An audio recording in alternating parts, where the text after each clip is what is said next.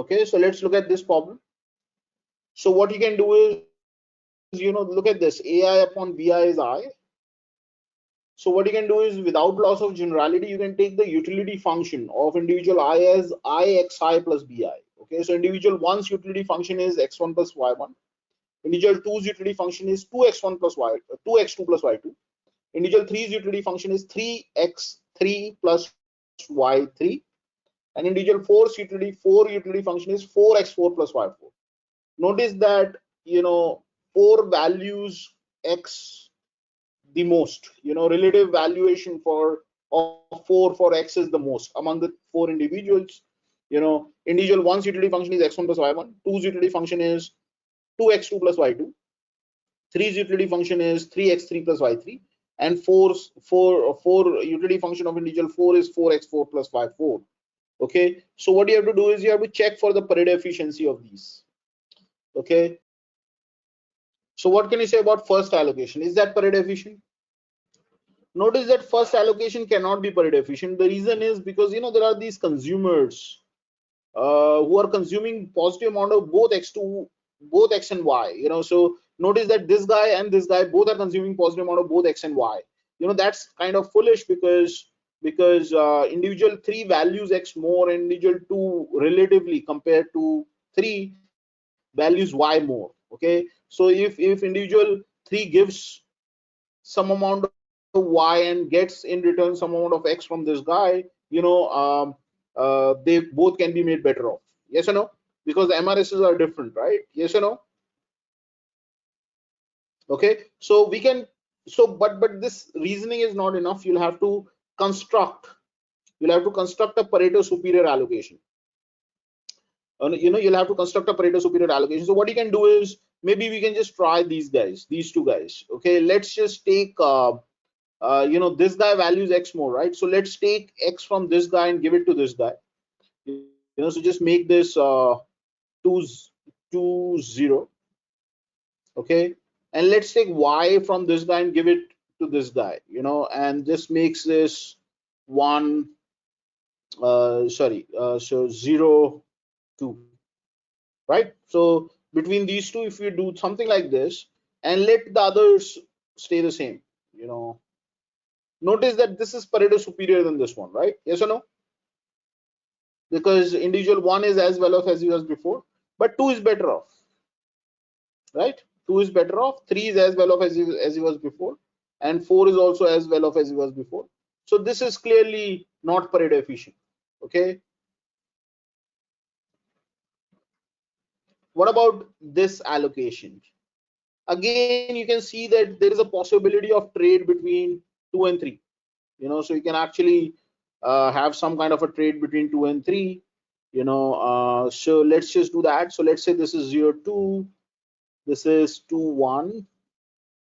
Okay, this is 1 1, and this is 1 0, right? Okay, so let's just do one thing, because this guy values x more compared to this guy. Let's take maybe 1 unit of x from this guy, but that would mean a loss of, or maybe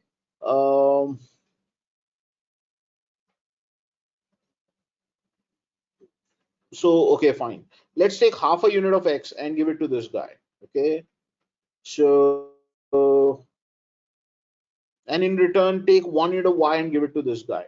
Okay, so that would make this 1.5 comma 1, right? Comma 2, right? Okay, and this guy will get 1.5 comma 0, right? Now notice that 3's utility has gone up, right?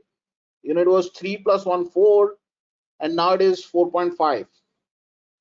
Okay, and 2's utility is so earlier it was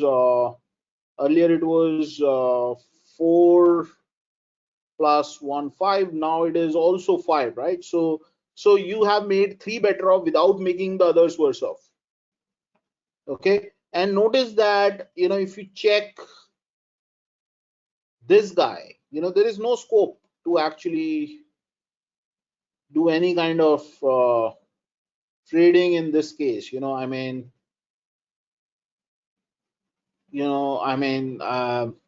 Like for example, if you try and have a trade between these two guys, uh, this guy does not have any Y to give up. He values X more. So the only way you can make this guy better off is if you could have given him some amount of Y and taken some amount of X from this guy. He could have been made better off, but that's not possible because he has no Y to give away.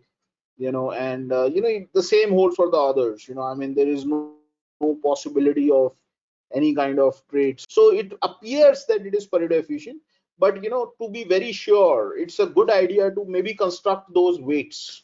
If you can actually find alpha 1, alpha 2, alpha 3, alpha 4, so that when you maximize the weighted sum of this, you'll get this as a solution.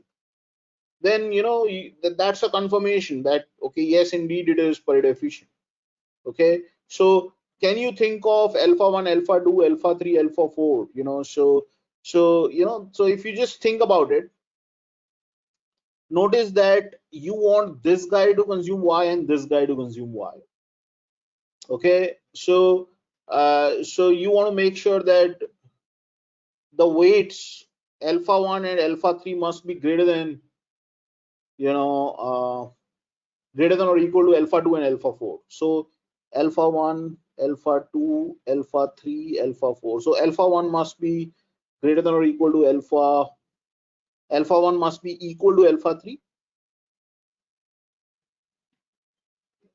must be greater than or equal to alpha 2, must be equal to alpha 4. So this must be the case. Okay, well, these two can be, these two doesn't have to be equal, but these two must be smaller than. So I can say that maybe,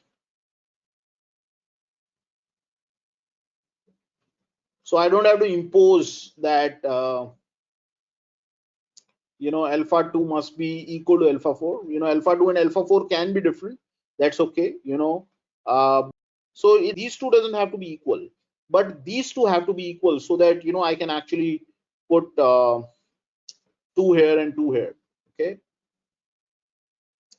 and this is a weak inequality, because even if these are equal, that's also okay. The reason is because then you are kind of indifferent, right?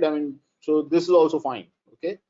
Okay, so let's check the other thing. So you want to make sure that 3 alpha 3 must be equal to 4 alpha 4, right? Why? Because you want to make sure that uh, these are 2 2. Okay, and of course they should be bigger than max of 2 alpha 2 comma alpha 1. Is that okay? So you just have to cook up 4 values of alpha which satisfy these inequalities. That's all. Okay, and maybe you can just try. You can just so notice that alpha 4 is